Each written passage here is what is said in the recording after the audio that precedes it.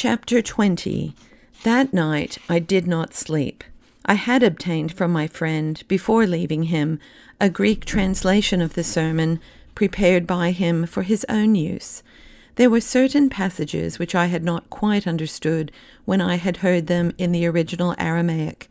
Some of them I had not heard at all, my attention having been fixed at the time on the effect which the utterances produced on the scribes and scholars. Further, the mood of that afternoon had not been adapted to a reasoned and objective hearing. Now I had the sermon before me in a civilized language. I analyzed it point by point and came to the conclusion that the activities of this man, however innocent their outward form, for he would have it that he sought only to guide human beings in paths of righteousness, could in time become extremely troublesome. Besides, he was by no means the helpless weakling which he pretended to be. His teachings could become dangerous to the religious regime of the Jews themselves, and we were interested in perpetuating the power of their present rulers, and therefore to our own rule. It was possible that he constituted a threat to the entire Latin civilization in the Orient. In that part of the world, such ideas spread among the ignorant masses with the speed of fire in a dry forest, and among all the Eastern races, none is so inflammable as the fanatical and fantastically minded Jews. These things always begin very innocently, being at first only internal religious matters, and they always end up with revolts against the prevailing local power and against Rome. Oh, we have had our experiences, for however they conceal themselves behind the mask of religion with which we do not interfere, they all have one ultimate purpose: to overthrow the foreign dominant power.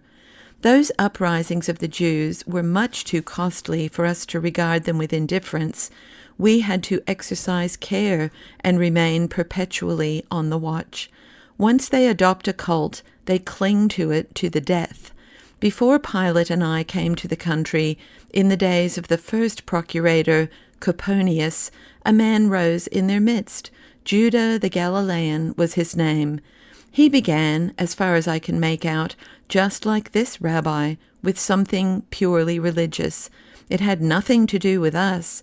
He launched among the Galilean masses a motto or proverb, something in their own language which meant, "To God alone belongs dominion." The phrase caught, it spread, it carried everything before it, for if dominion belonged only to their God, their duty was to oppose all foreign rule. And sure enough, they began to withhold their tax payments. They drove the tax collectors from the country towns. They raised the standard of revolt. They formed armed bands which took refuge in the caves. They attacked passing travelers and caravans, and they nourished the idea of driving out our legions. It is hardly necessary to say that we soon disposed of them. The procurator took swift and energetic action. The leaders were nailed to the cross. Numbers of them were sent to the slave markets, others to various arenas, and still others to the galleys. Many years later, traveling on a government ship from Alexandria to Caesarea, I came across a survivor of the rebellion. The captain informed me that among the slaves chained to the oars there was one, a phenomenal creature, who had outlasted 12 years of service.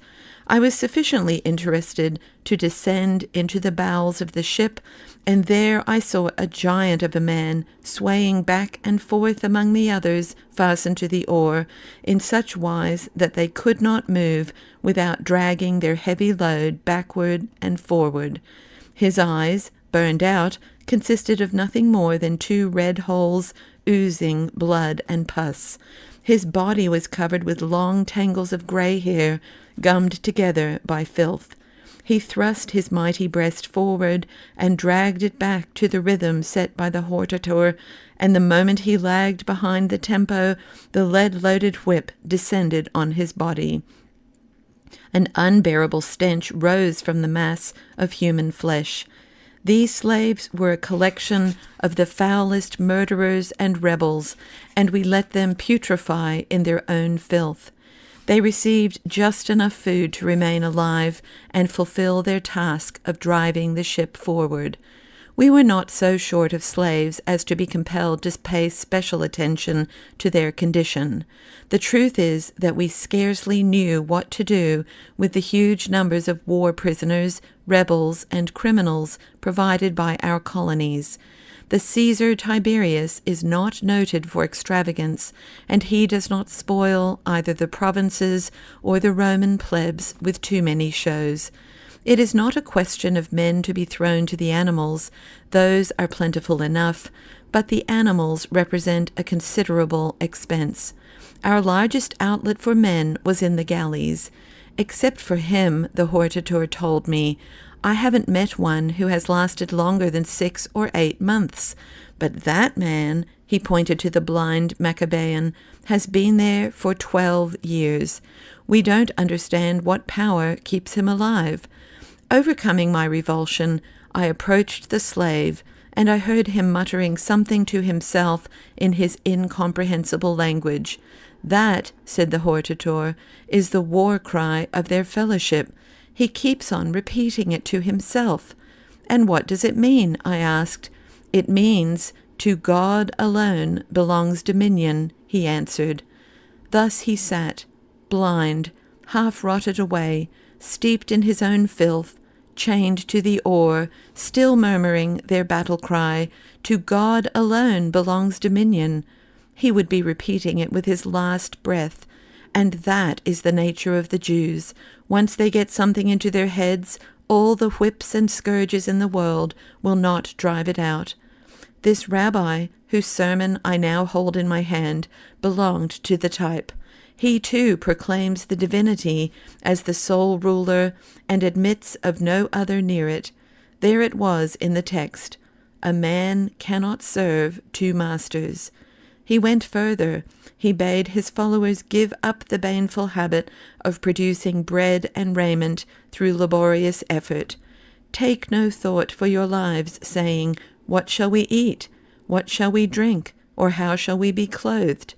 What was this but incitement to laziness? And again, gather no treasures on earth, where rust and moths corrupt, where thieves break in and steal, but gather treasures in heaven, where rust and moths cannot corrupt. What was this but disorder and rebellion? It was an attack on the entire existing order and rule. It was worse because more specific than the slogan of the rebellious Judah the Galilean. It said, refuse to work, break the forms of the system, sit with folded arms until your invisible God will send down bread from heaven. If such sentiments were accepted by the people, the land would sink into ruin. From whom would we Romans then collect taxes? With what would we support our soldiers? In effect, this man called on his followers to destroy life in order that we might be destroyed also. Why, I asked myself, was such a man permitted to run around free and to continue his dangerous work? He attacked the very process of law. If a man sue you at law and take away your coat, give him your cloak also.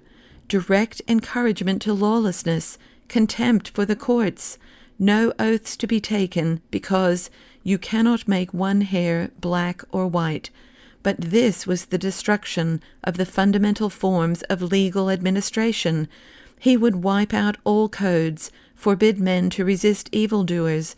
If a man smite you on the right cheek, turn the left also.